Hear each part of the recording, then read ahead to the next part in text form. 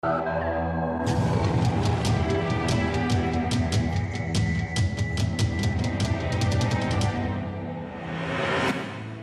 pueblos del sol.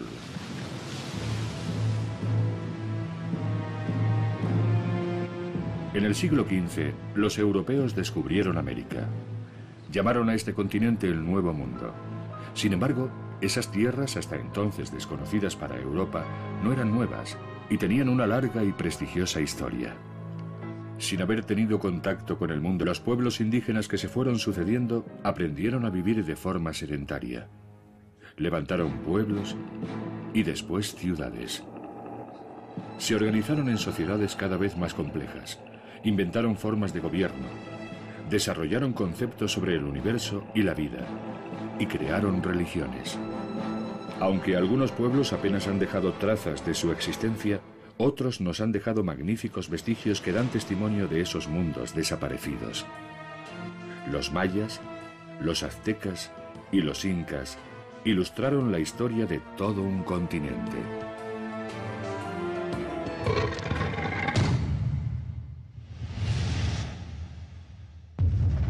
Mayas, aztecas e incas.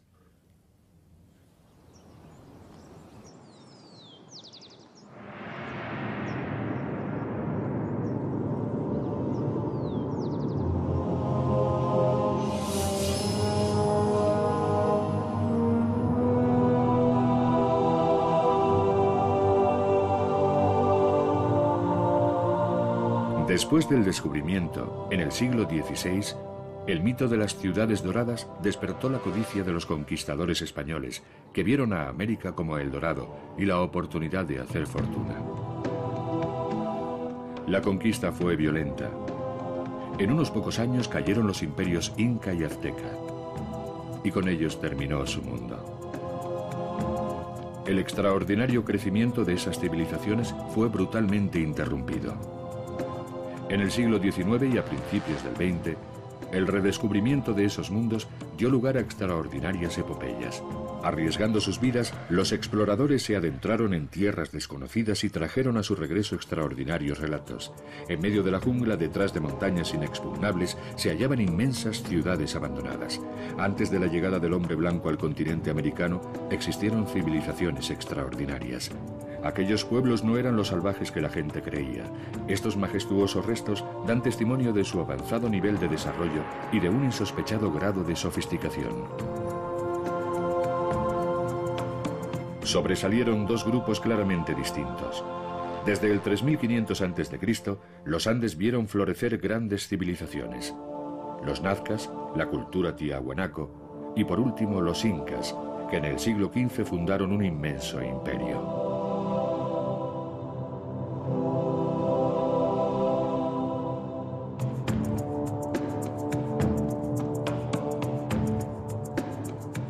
Los mayas y los aztecas pertenecen a las civilizaciones de América Central y desde el 2500 a.C. compartieron una cultura común. La civilización maya se desarrolló en los bosques de Guatemala y Chiapas entre el 250 y el 300 a.C., alcanzando su apogeo en el siglo VIII. Culto y refinado, el pueblo maya edificó ciudades imponentes, dominadas por templos y palacios.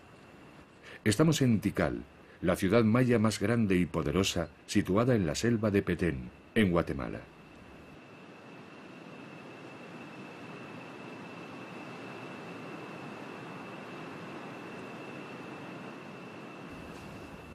Tikal alberga los templos más altos de toda la era maya. El más alto de todos alcanzaba los 70 metros. Las ruinas que provocan nuestra admiración hoy apenas reflejan el esplendor de la antigua ciudad. Una reconstrucción de la Plaza Mayor de Tikal nos permite descubrir una ciudad donde el color dominante era el rojo.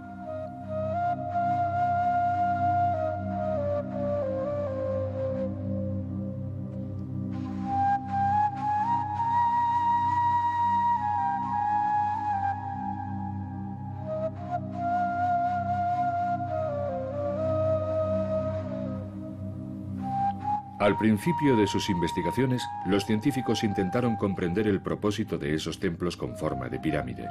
No estaban dedicados necesariamente a los dioses. Muchos se construían para la glorificación y el culto a los reyes. En la década de 1950, en el fondo de esta galería, los arqueólogos descubrieron una cámara funeraria. En el interior estaba el esqueleto de un hombre, cubierto con joyas de jade, símbolo maya de la vida y la inmortalidad. Se trataba de la tumba del rey Hasso Chankawil, que gobernó Tikal hasta el 734. Igual que los faraones egipcios, los reyes mayas se hacían enterrar en pirámides y organizaban su propio culto.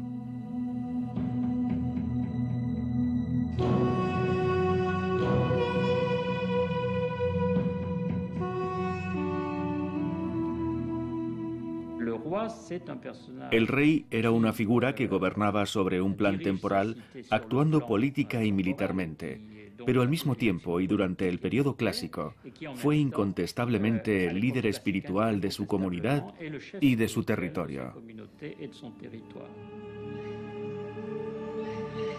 La vida urbana era concebida como un reflejo del mundo cósmico, donde el equilibrio estaba garantizado por un rey con... La arquitectura monumental tenía por objeto impresionar e inspirar miedo. El rey era una figura sagrada, y su historia se inscribía en la mitología. El día de su ascensión al trono era el sol de la mañana emergiendo de la tierra y elevándose en el aire. En el momento de su muerte, adoptando la forma de un jaguar, se convertía en el sol poniente, que desaparecía engullido por la tierra. Esas leyendas están ligadas a los ciclos del tiempo. Los mayas eran grandes observadores del cielo y de los movimientos celestes.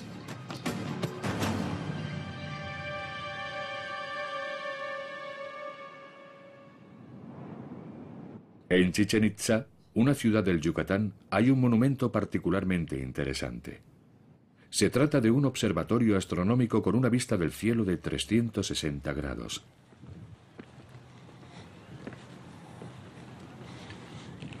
El arqueólogo Ed Banhart, especialista en la cultura maya de la Universidad de Austin, Texas, se interesa en este notable monumento que revela el extraordinario conocimiento que los sacerdotes mayas tenían de los ciclos del tiempo.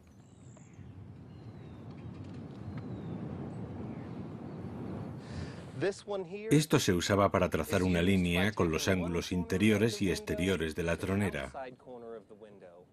Alineándolos así, el sol entraba de este a oeste en el momento del equinoccio, que es precisamente hoy. Si nos desplazamos hacia el borde de la tronera 27 grados exactamente, estamos enfocados directamente al lugar donde despunta Venus, en el punto más septentrional del horizonte. Los sacerdotes mayas escrutaban el cielo incansablemente, intentando descifrar en las estrellas el destino del hombre y predecir las fechas de batallas y coronaciones.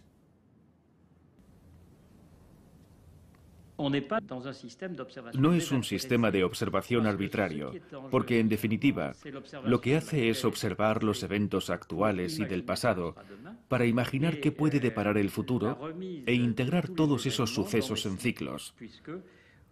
Porque para ellos, como para otros pueblos de Centroamérica, el tiempo está claramente dividido en ciclos, algunos de los cuales son susceptibles de repetirse.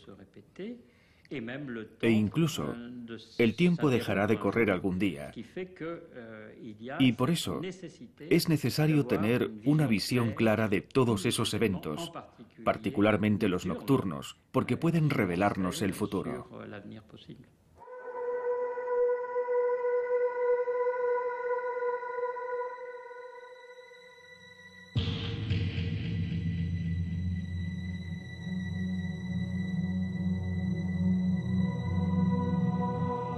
El universo está sujeto a eventos cíclicos condicionados por fuerzas bondadosas o malvadas en fechas favorables o desfavorables.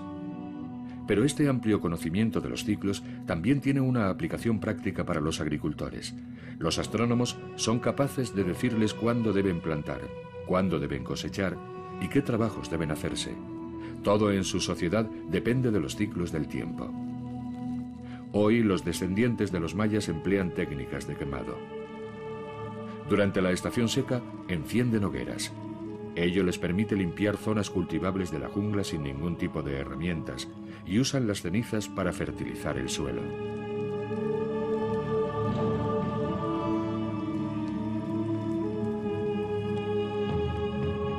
Desde hace varios miles de años, el maíz constituye el alimento básico de estas regiones de Centroamérica.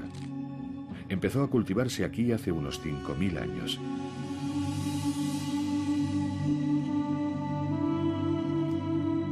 Originariamente, la planta solo producía unas pequeñas mazorcas que daban apenas una decena de granos. Seleccionando y cruzando los granos más grandes y mejor formados, los pueblos de la región consiguieron el maíz que conocemos hoy. El pueblo maya se definía a sí mismo como hijo del maíz. Sus leyendas cuentan que los dioses crearon a los primeros hombres de pasta de maíz. En nuestros días, la presencia de estas familias en el mismo lugar donde vivieron 70.000 habitantes suscita, sin embargo, varios interrogantes. ¿Cómo conseguían los mayas vivir en grandes comunidades, en un ambiente natural en el que hoy solo pueden sobrevivir pequeños grupos humanos? La técnica de quemado genera un problema. El suelo se agota rápidamente cuando se reduce el tiempo de barbecho. Los mayas dominaban técnicas de cultivo que daban un mejor rendimiento que las de hoy, pero también tenían limitaciones. En el siglo VIII, las ciudades mayas estaban en plena expansión. La creciente población excedía su capacidad de producción y hubo períodos de hambruna.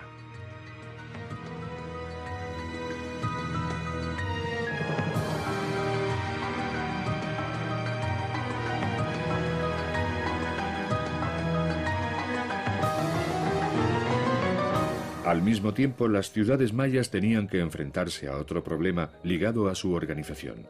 Su mundo estaba efectivamente unificado en base a un plan cultural, pero no político. Unas 70 ciudades, cada una con su propio rey, rivalizaban constantemente.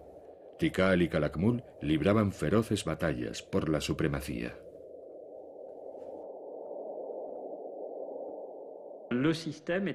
El sistema era muy activo, muy inteligente y muy eficiente, pero en ciertos casos podía ser enormemente frágil. Una fragilidad debida a la inseguridad y al estado de guerra y competición. Indudablemente, en algunas zonas las ciudades desaparecieron porque se mataron unos a otros. Otros lugares fueron invadidos por agresores extranjeros y los habitantes no tuvieron tiempo de escapar o de llevarse sus posesiones más valiosas.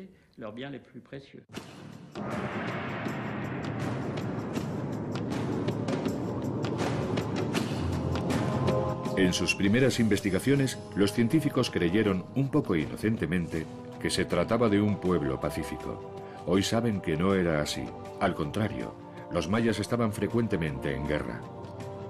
En 1946 se descubrió el sitio de Bonampak, en el estado de Chiapas, donde aún se conservan algunos magníficos frescos mayas. Representan al rey Chaamuán, que gobernó Bonampak a finales del siglo VIII. Estas pinturas muestran la hostilidad endémica que dividía al pueblo maya en múltiples pueblos rivales, cada uno de ellos intentando extender su área de influencia, afianzar su poder político y aumentar su riqueza. En un contexto de empobrecimiento de recursos, esas luchas fratricidas precipitaron su desaparición. A partir del siglo IX no volvieron a esculpirse nuevas estelas y no se construyeron más monumentos. Muchos lugares muestran signos de conflictos y destrucción. En unos pocos años, su mundo desapareció. Los aztecas nómadas del norte llegaron después y se asentaron en la cuenca de México en el siglo XIII. Impresionados por las monumentales pirámides de Teotihuacán, abandonadas durante varios siglos, pensaron que la ciudad había sido obra de los dioses. Hoy aún no sabemos qué pueblo construyó esta ciudad.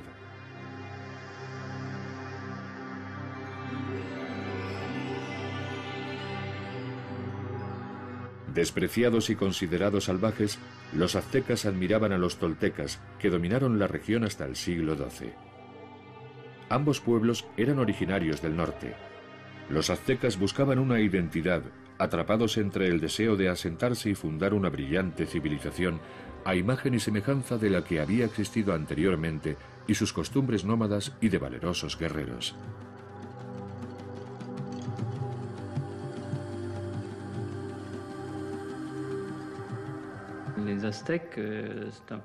Los aztecas tenían una filosofía y una actitud de doble filo. Decían, somos los herederos y los seguidores de nuestros predecesores, y sobre todo de los más famosos, los toltecas, y hemos adoptado todos los valores de las civilizaciones que nos han precedido. Pero sobre todo, seremos un pueblo de agricultores, un pueblo con una conducta civilizada, y al mismo tiempo, nuestros orígenes son nórdicos. Somos, de hecho, descendientes de los chichimecas. Venimos del norte, descendemos de cazadores y recolectores, gente valiente que adoraba al sol, y estamos orgullosos de esos orígenes. La Ciudad de México fue construida sobre las ruinas de Tenochtitlán, la capital azteca, después de que fuera destruida por los españoles. No es fácil, en esta jungla urbana de 20 millones de habitantes, encontrar trazas de la presencia de los aztecas. La sorpresa se produjo en 1978. En esa época, el ayuntamiento de la ciudad decidió construir una red de transporte subterráneo. Cuando se iniciaron las excavaciones, los obreros encontraron unos objetos extraños. El arqueólogo José Álvaro Barrera Rivera nos habla de ese increíble descubrimiento.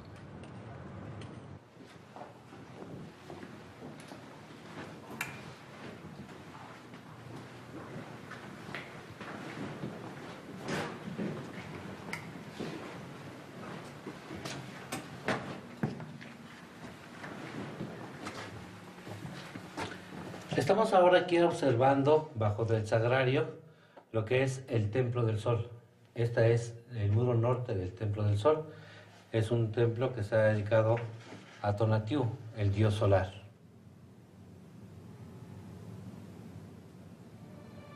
Se han hallado restos aztecas.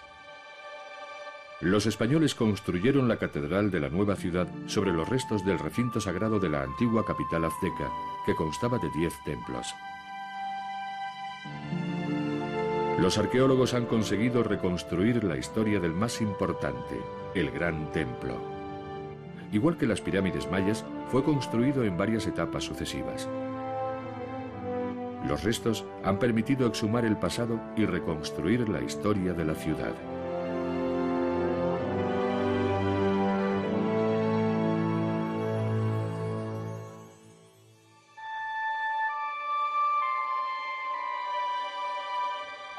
Donde hoy está la Ciudad de México, a una altitud de 2.200 metros, hace 500 años había un lago, el Texcoco. En una zona de marismas, los aztecas construyeron una ciudad lacustre, creando islas artificiales, una Venecia de las Américas, la increíble Tenochtitlán. Esta ciudad albergaba cerca de 300.000 habitantes cuando llegaron los europeos, que no daban crédito a lo que sus ojos veían. Tenochtitlán era una de las mayores metrópolis del mundo en aquella época. En el centro de la ciudad estaba el recinto sagrado, donde se han hallado los restos del Gran Templo. Según nuestros cálculos, toda la zona debía tener unos 13 kilómetros cuadrados y estaba construida a partir de espacios de tierra entre el agua. Realizaron grandes trabajos de excavación y zanjas de drenaje que permitieron disponer de zonas habitables. Digamos que como obra pública fue indudablemente una tarea colosal, y mucho más teniendo en cuenta que se completó en unas décadas.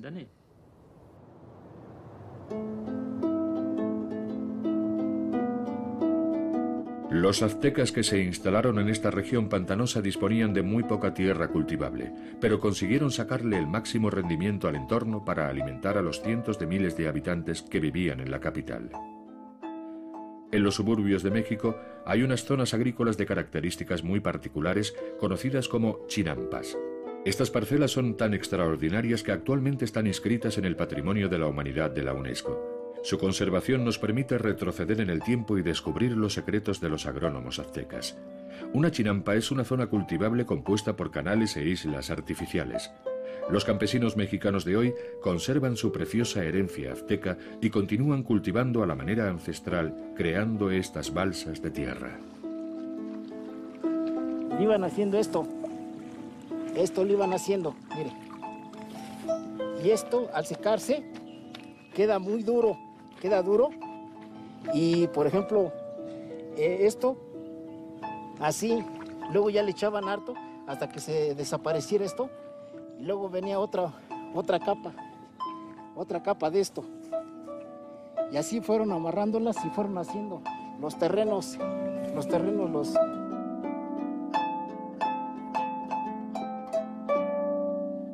Estos huertos flotantes construidos alrededor de la ciudad pueden alimentar a una población de varios centenares de miles de habitantes. Esta técnica permitía obtener unos rendimientos muy elevados. La riqueza del suelo, la abundancia de agua y de sol garantizaban 4 recolecciones anuales, dependiendo de las semillas y de la cantidad de agua y de lodo. Globalmente, el cultivo en las chinampas duplica el rendimiento de una parcela. El maíz, como producto principal indiscutible en la agricultura azteca, era considerado divino.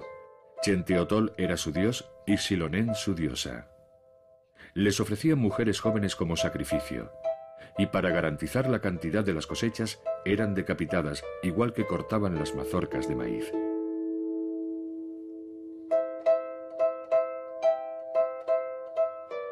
La práctica de sacrificios humanos fue frecuente durante mucho tiempo en toda Centroamérica, pero para los aztecas se convirtió en una obsesión.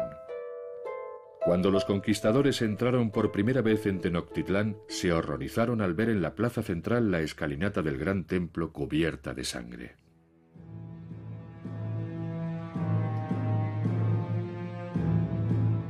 Al conquistar la ciudad, destruyeron el templo. Pero las excavaciones arqueológicas han revelado un edificio interior, una réplica exacta en miniatura del gran templo. Sobre la plataforma hay una piedra negra destinada a los sacrificios.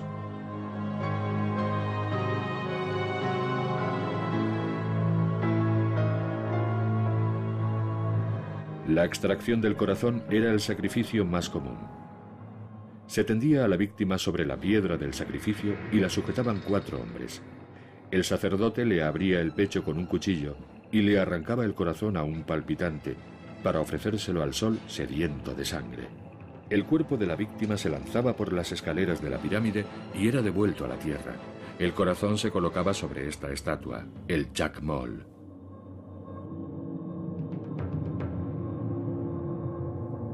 La explicación de esos ríos de sangre se encuentra en las inscripciones de la Piedra del Sol. Esta escultura de 3,60 metros y 20 toneladas de peso narra la desaparición de 4 soles debido a cataclismos. El nuestro, el quinto, también está en peligro. Apareció gracias al sacrificio de un dios. Inmolándose en el fuego, resurgió transformándose en una estrella. Pero el nuevo sol no se movía, y los otros dioses ofrecieron entonces su sangre para devolverle la vida. De esta forma empezó el drama cósmico en el que la humanidad tenía un papel. Para que el sol continuara su curso, había que proporcionarle cada día su alimento, el agua preciosa, en otras palabras, sangre humana.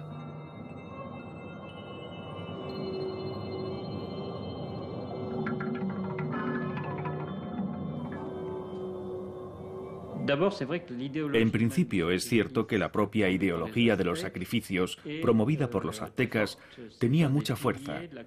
Era la piedra angular en la construcción de su identidad y en el papel que se atribuyeron en el mundo. Los aztecas, en definitiva, aseguraban ser quienes mantenían el mundo vivo haciendo lo que debían, es decir, ofrecer sangre a las divinidades, quienes podían hacer que un día u otro dejara de funcionar y no hubiera garantía de supervivencia para el hombre. Esto era parte de la ideología dominante. Y finalmente yo creo que es el éxito de un sistema político y la expansión de un imperio lo que lleva a ese tipo de sacrificios excesivos que hemos visto en ciertas épocas. Era imperativo superar lo que se había hecho anteriormente para asegurar que el sistema continuara desarrollándose. En 1487 el emperador Auisotol celebra la renovación del Gran Templo. La ceremonia fue grandiosa. Sobre el altar del sacrificio, los sacerdotes abrieron el pecho a una interminable procesión de cautivos. La inauguración se llevó la vida de 10.000 personas, tal vez más. El imperio estaba en el apogeo de su poder. Desde 1440, los aztecas habían llevado a cabo una gran campaña de expansión y sometieron por la fuerza a las tribus que vivían en la meseta mexicana. En 1520 gobernaban un imperio que cubría 200.000 kilómetros cuadrados y poco antes de la invasión de los españoles incluía 38 provincias obligadas a pagar un alto tributo. El terror azteca impuso su dominio. Lo que interesaba a los aztecas, y que vemos por medio de la gran arquitectura que representa a su imperio, era el control de los territorios para obtener tributos, para obtener bienes y el reconocimiento a una autoridad superior. Pero no se trató en realidad de una ocupación física, lo que habría supuesto el consiguiente movimiento de población, la colonización, etc., de una zona tan enorme. Más bien, llevaban a cabo ataques rápidos. Y efectivamente era una guerra, pero en muchos casos se contentaban solo con amenazar para así obtener la lealtad de un cierto número de territorios que entraban en el sistema imperial reconociendo la autoridad suprema de Tenochtitlán, reconociendo la autoridad suprema de Tlatoani, el emperador, y reconociendo la importancia fundamental de la divinidad tutelar de los aztecas, que era Huitzilopochtli, el dios del sol. Pero al mismo tiempo, y hasta cierto punto, tenían derecho a continuar autoadministrándose mientras siguieran cumpliendo lo pactado y pagando sus tributos.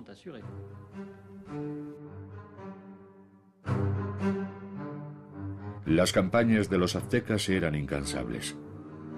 En primera línea estaban los soldados más valerosos que pertenecían a prestigiosas unidades de caballería, como la Hermandad de las Águilas, cuyos cascos tenían la forma de la cabeza del ave rapaz. Transportados por interminables filas de porteadores hasta la capital, los tributos eran minuciosamente contabilizados. Se ha hallado parte de esas cuentas en varios manuscritos. Toneladas de alimentos, algodón, tejidos, plumas ornamentales y una impresionante cantidad de objetos preciosos eran el precio a pagar por los pueblos subyugados cada año. El pueblo no tenía derechos. Trabajaba para sus nuevos amos y se veía reducido a la esclavitud o convertido en víctima de sacrificios. La continua expansión del imperio, que duró menos de 2 siglos, no pudo ocultar sus tensiones internas. Tenochtitlán era el escaparate de los aztecas, y su inmenso poder pedía un alto precio.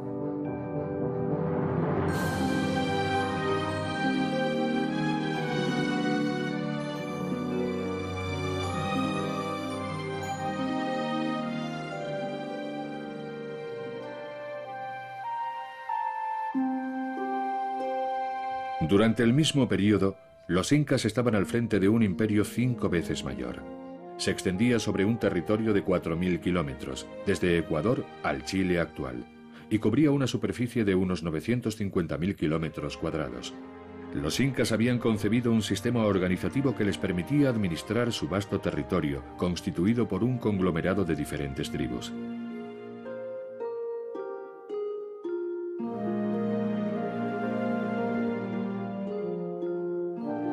En 1615, en una excepcional obra, Felipe Guamán Poma de Ayala diseñó un perfil histórico y etnográfico de la región precolombina y precolonial de los Andes.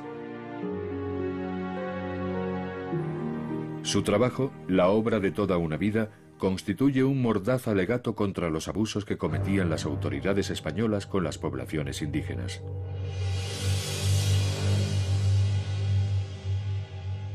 Esas crónicas constituyen un inusual testimonio sobre la originalidad y la organización de los incas, una palabra que define a un rey y a su pueblo.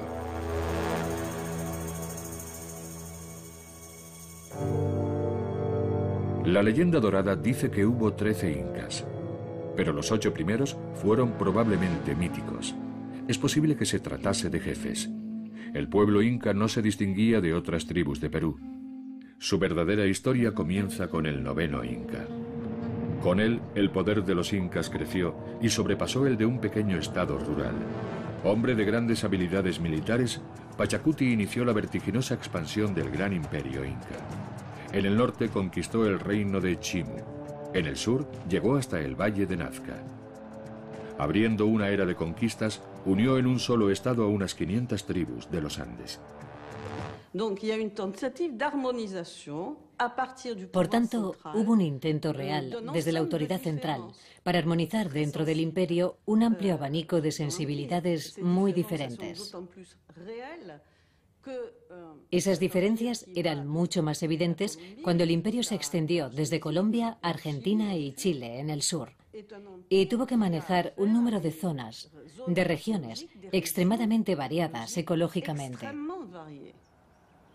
Pachacuti demostró ser un notable administrador. Las familias vivían en comunidad, no tenían las tierras en propiedad y trabajaban las de la colectividad. Cada región debía producir para el imperio dependiendo de sus características. El Inca dotó a su enorme imperio de una sólida y eficiente estructura administrativa gobernada por una casta de funcionarios. Para asegurar los intercambios económicos entre los diferentes estados del imperio, la autoridad central necesitaba una red de carreteras que los comunicara, pero estaban en los Andes, la cordillera más alta del mundo después de la del Himalaya. Para cruzar los ríos, los incas se convirtieron en los maestros indiscutibles en la construcción de puentes colgantes e inventaron complejas técnicas que son utilizadas todavía. La construcción de este puente da una idea de la mano de obra requerida. Es una imagen impresionante y todavía actual de la organización necesaria en los Andes, donde cada proyecto requiere la participación de todos. Este trabajo colectivo fue uno de los principios fundamentales del imperio inca.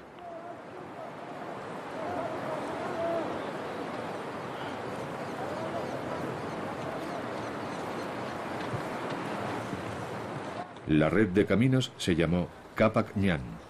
Era el elemento clave para el proyecto político y económico del imperio inca, la gigantesca columna vertebral comparable a la red de calzadas romanas.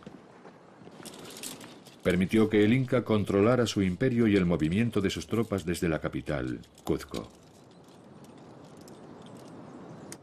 Después de la conquista de los españoles, la mayoría de estos caminos dejaron de mantenerse. De hecho, los incas no utilizaban transporte rodante ni tenían caballos.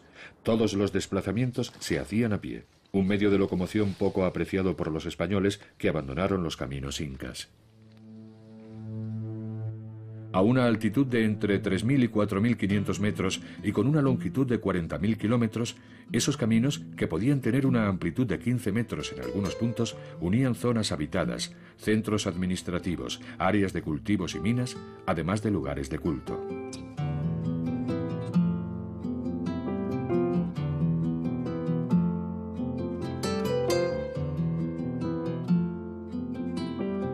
La red de caminos inca permitió la unificación de un inmenso imperio, uno de los mejores organizados desde el punto de vista administrativo.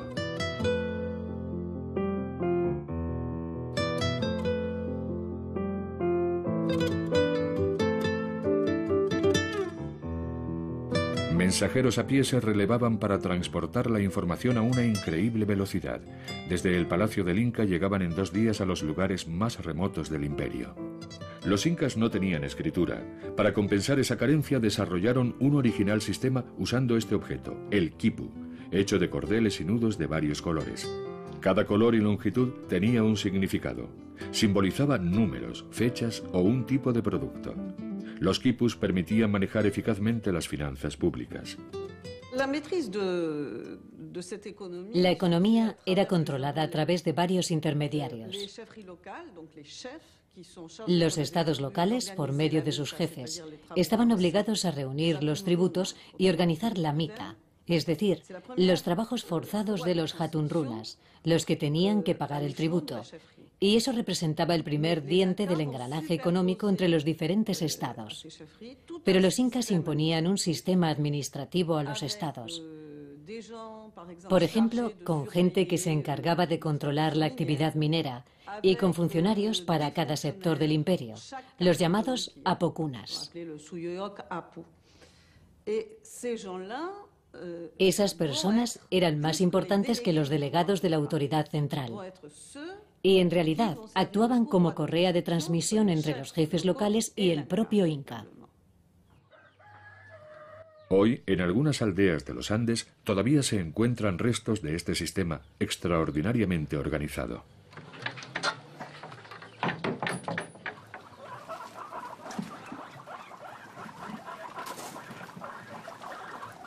En la aldea de Mara, entre Cuzco y Machu Picchu, un anciano de 77 años tiene una de las claves del enigma. Paulino Sinchi Roca es descendiente de una noble familia con ciertos privilegios que le permiten explotar una mina de sal. Un documento del siglo XVII confirma ese privilegio, que data de la época de la administración colonial. Sinchi Roca era el primer hijo de Manco Cápac, el primer inca. ¿Por qué le puso a su hijo Sinchi Roca? Para que dominase a las piedras. El inca enseñó a los hombres a buscar sal y a utilizarla. Después construyó caminos por todas partes para que los usaran todos los habitantes del imperio.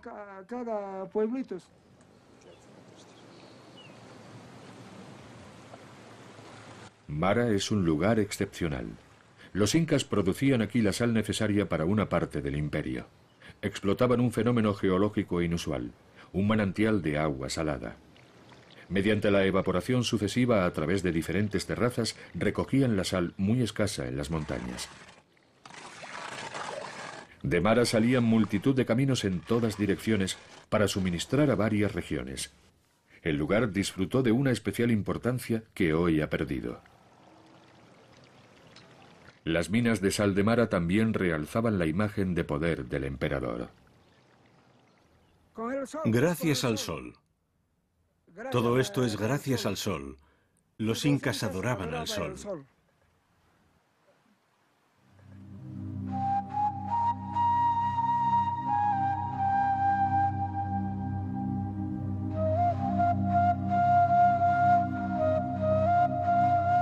Además de Cuzco y cierto número de centros administrativos regionales, el imperio tenía algunas ciudades.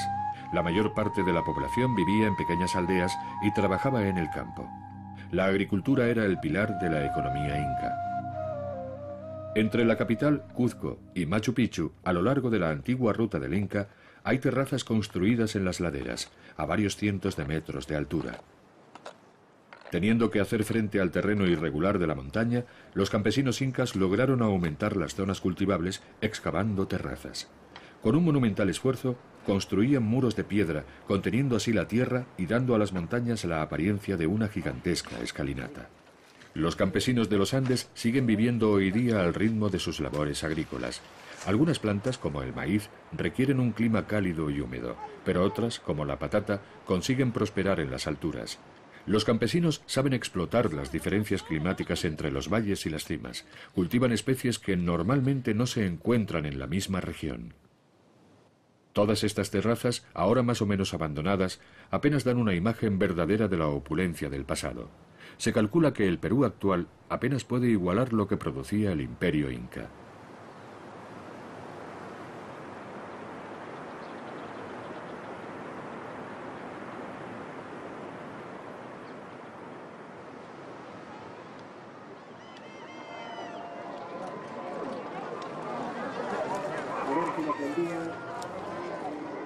Hoy, en las afueras de Cuzco, las familias se reúnen en los mercados locales para intercambiar los alimentos excedentes y algunos productos artesanales.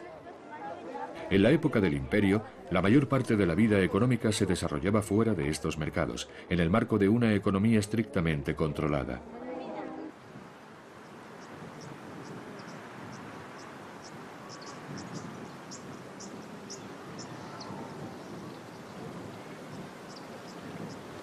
Estas construcciones, conocidas como colcas, eran almacenes administrados por el Estado.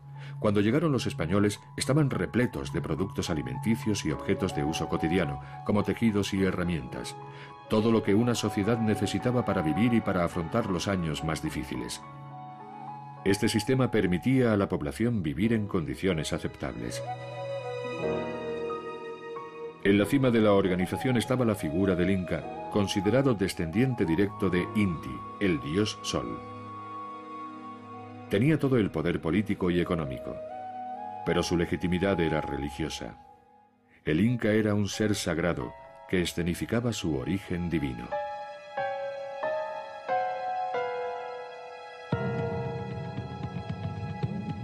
La ciudad de Machu Picchu, milagrosamente conservada, fue construida por Pachacuti, a 70 kilómetros de la capital.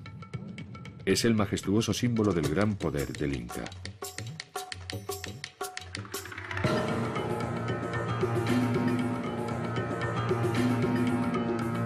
Los incas tenían delirios de grandeza. Creían que estaban al frente de un imperio capaz de durar eternamente.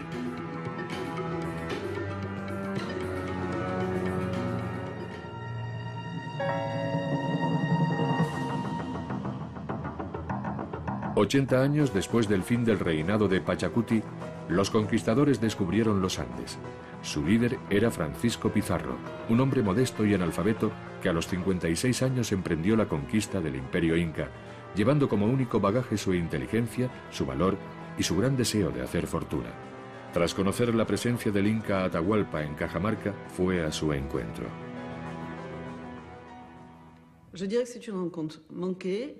Yo diría que fue un encuentro frustrado, totalmente fallido. Porque fue el encuentro de la incomprensión. Cuando los españoles llegaron a Cajamarca, vieron a Atahualpa, recostado sobre un jergón, totalmente cubierto de plumas, y tocado con una corona también de plumas. Y Valverde, el arzobispo, que era el portador de los libros sagrados de los españoles, le ofreció los evangelios. Y como el inca no había visto nunca un libro, lo cogió, lo miró y lo tiró. Obviamente eso ofendió a los españoles, que también habían ido a evangelizarlos.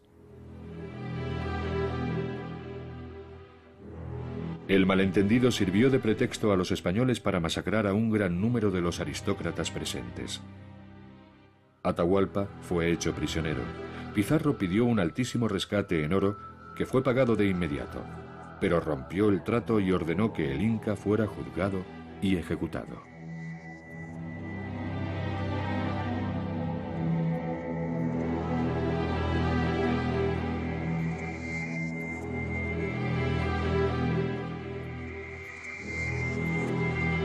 Ante un imperio dividido y sin rey, Pizarro superó la resistencia de los incas. El objetivo estaba cumplido. Los españoles eran los nuevos amos de los Andes. Los años siguientes a la conquista fueron trágicos para los incas. Superados por las armas y esclavizados, presenciaron el colapso de su mundo. Masacrados, saqueados y torturados, los indígenas fueron tratados como seres inferiores y desposeídos de sus tierras. Fueron condenados a una vida de miseria y humillaciones.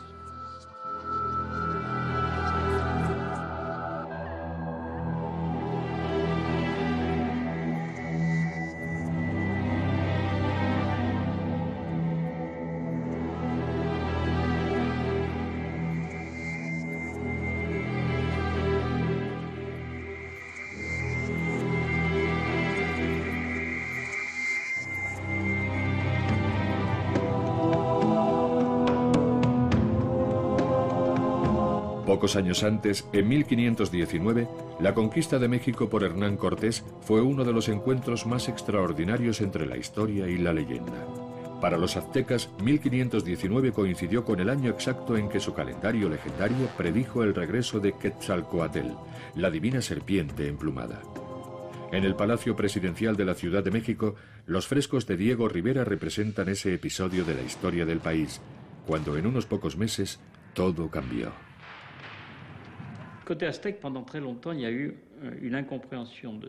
Durante mucho tiempo, los aztecas no entendieron qué ocurría, qué estaba en juego y qué podía suceder. No pensaron nunca que la llegada de aquellos extranjeros fascinantes, que al principio habían tomado por dioses, podía significar una sentencia de muerte para el sistema que conocían y que asumieran el control de su mundo. Cuando se dieron cuenta ya era demasiado tarde. Se ha hablado mucho de la diferencia en medios técnicos de las armas de los españoles, del hecho de que tuvieran caballos, perros, etc. Eso contaba, pero solo en cierto modo. Pero de todos modos, yo creo que la conquista se habría hecho antes o después, porque ya se había descubierto esa parte del mundo. Y la corona española y la gente que la representaba estaban decididas a instalarse y conquistar esos nuevos horizontes. Pero lo realmente importante, y lo que explica cómo ocurrieron las cosas que se hicieron en México, fue sin ninguna duda la gran inteligencia del jefe, de Hernán Cortés, que entendió enseguida que el imperio era frágil, que tenía adversarios y que parte de la población estaba en su contra. Así que reforzó su pequeño ejército con tropas auxiliares, compuestas por decenas de miles de soldados que se unieron al grueso de sus batallones en los momentos decisivos.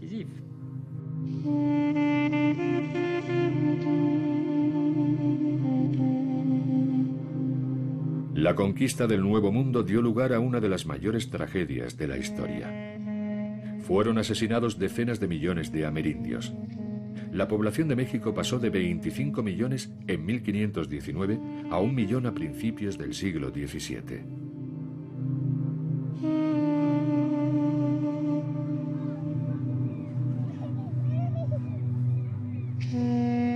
Casi 500 años después de esas páginas dolorosas de la historia, numerosas comunidades de México y Guatemala conservan aún las tradiciones y las creencias de sus antepasados.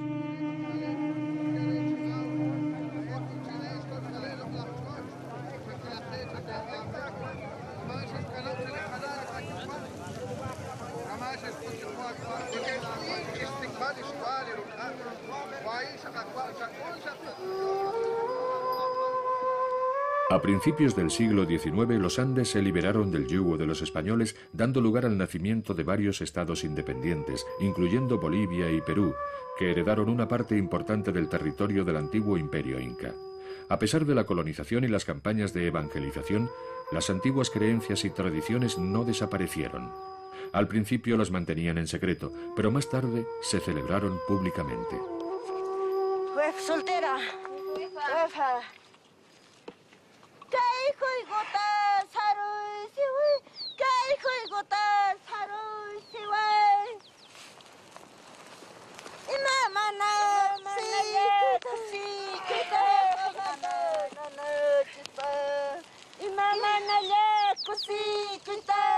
Estos pueblos de América recuerdan con orgullo su pasado y prosiguen su larga historia.